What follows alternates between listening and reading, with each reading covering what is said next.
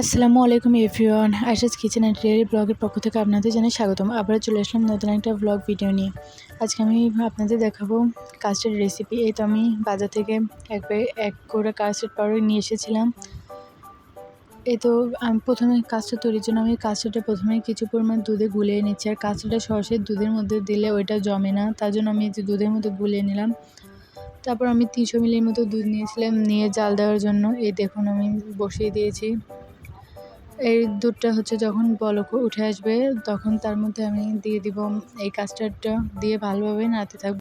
যতক্ষণ না দুধ ঘন হয়ে আসে ততক্ষণ নাড়তে থাকবেন। এক পর্যায়ে দেখবেন দুধটা ঘন হয়ে আসছে, আর ঘন হয়ে আসলে আপনারা নিজেরাই তাল পাবেন। কাস্টার্ড দেওয়ার পর 20 মিনিট মতো রাখলে আপনার দুধ ঘন হয়ে যাবে। এই তো আমি নাড়াচাড়া করছি। এর মধ্যে আমি এই কাস্টার্ডের পাউডার আর দিইনি। কাস্টার্ড পাউডার অল্প দিলে এটা অনেক জমে যায়। দেখছেন এই যে জমে গিয়েছে।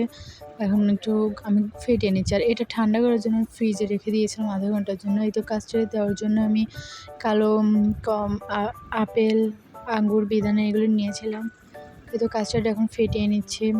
এখানে কখনো পানীয় জাতীয় ফল দেবেন না, যেমন কলা, আনারস, আবার আম, এগুলো দিলে ভালো লাগে না খেতে। তো আমি একে একে আপেল, আঙ্গুর, তারপর বেদানা, কাঠবাদাম এগুলো ছড়িয়ে দিচ্ছি। চেরি ফলও দিয়েছিলাম আমি সাথে, যেগুলো এখন মিক্স করে নেব। আর এগুলো যেমন স্বাস্থ্যের জন্য উপকারী, তেমন খেতে অনেক সুস্বাদু। বিশেষ করে বাচ্চাদের জন্য এটা অনেক বেশি ভালো, অনেক পুষ্টির চাহিদা মেটাবে। এই যে দেখুন এখন আমি মিশিয়ে নিচ্ছি। টেক্সচারটা দেখছেন কী সুন্দর হয়েছে। মানে আপনাদের ইচ্ছা, আপনারা চাইলে আরও ঘন করে নিতে পারেন। আমার যেহেতু এরকম ঘন খেতে বেশি মজা লাগে, তার জন্য আমি এরকম ঘনই করে নিয়েছি।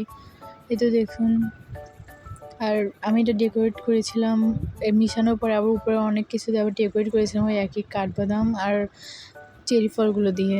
আমার ভিডিওটা ভালো লাগলে লাইক এবং সাবস্ক্রাইব করে সবসময় পাশে থাকবেন। ধন্যবাদ সবাইকে।